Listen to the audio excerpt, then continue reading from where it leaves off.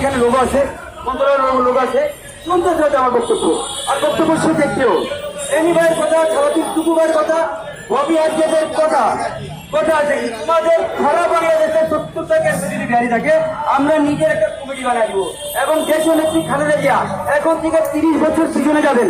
আমাদের নেতা আলহাজ মোহাম্মদ নাসিম খানের সাথে ক্যাম্পের ভিতরে গিয়া বলেছিল নাসিম খান, আমি যদি বেঁচে থাকি, পুনরায় যদি ক্ষমতায় থাকি, ইনশাল্লাহ আপনাদেরকে নিজের ঘর ছিল করে টাকা করে যত তাজমহল রোড, উজান রোড, আদা করতে চেয়েছেন, এটা আমাদের জায়গা, আমাদেরকে পূর্ণ উনি দেবে।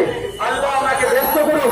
আমরা কখনো গেছি, তার অসুস্থ সময় গেছি, আমরা সংখ্যালঘু ক্ষেত্রে ঘটে যান, হিন্দুর পরে হলাম আমরা মুসলমান, সংখ্যালঘু না করেন অসুবিধা নেই, মুসলমান আমি আপনি ভাই, মিডিয়া ভাই আমি ভাই ভাই।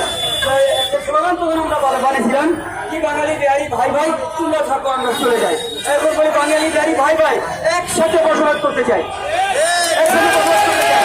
আর কথা হলো যারা আমরা বক্তব্য রাখতে বলা দরকার ছিল, এখন আমি ছেলে বন্ধু আছি, আমি সৌভাগ্য ব্যক্তি, তারেক সাথে এক রাত ঘুমাইছিলাম।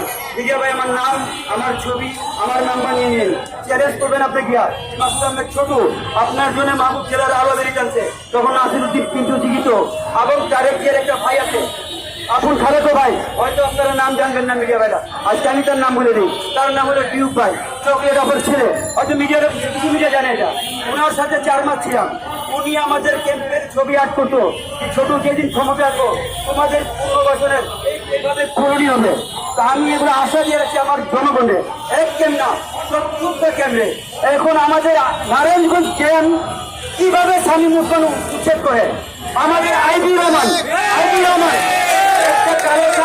একটা কালো সাপ সেখানে আমি ছিলাম, আর আমি তার পায়ে করছিলাম যে এই যে আমাদের পিতা গেটে ভাঙবেন আপনি আমাদেরকে পুনর্বাসন দিবেন না। তো উনি বলছিল আমি আমার বাবার কসম, তোমরা আমাকে পাস করে দাও উদ্যোগাসী, আমি তোমাদেরকে যে সুন্দর কলোনি যেরকম বানাচ্ছি আপনাদেরকে সেরকম কলোনি বানাবো। মোনাফেক শাস্তি আল্লাহ নিজে দিচ্ছে। আপনার নাম পরিচয় দেবেন? আমার মাসুদ আহমেদ ছোট আমার নাম, আপনারা মন্ত্রণালয়ে জিজ্ঞেস পারেন, ৫-৫টা মন্ত্রী আমার ভাই, তাদের সাথে আমার কথা।